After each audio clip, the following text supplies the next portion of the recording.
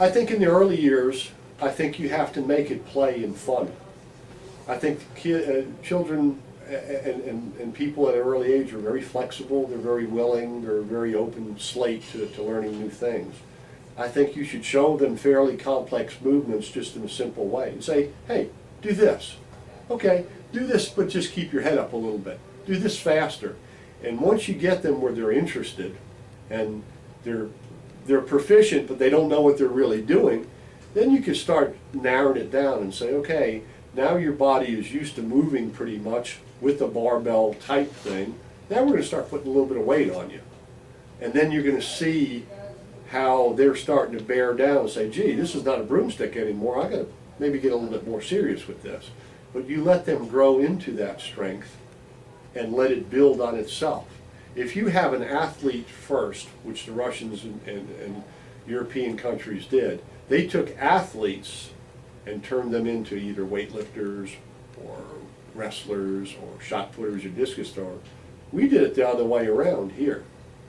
We get big, strong guys that try to become Olympic weightlifters.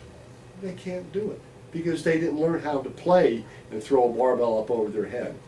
Or they didn't go out there and throw a shot put around just playing around and learn how to throw a punch into a shot put so they could be a really proficient boxer. They weren't athletic first and they didn't see the joy in movement. They were strong. And as I spoke to one of our trainers last night, he was watching me do high pulls, and he says, one thing I learned from you, you can't be big and strong when you're trying to do something fast. You have to be fast.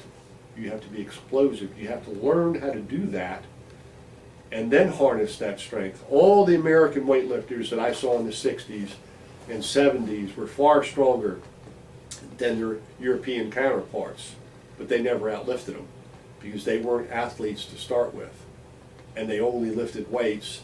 And when they got in trouble and the weights got heavy, they went back to the old grunt and grab and, muscling up, where relatively lower muscle mass people were fast as lightning and very explosive, made them look silly on the platform.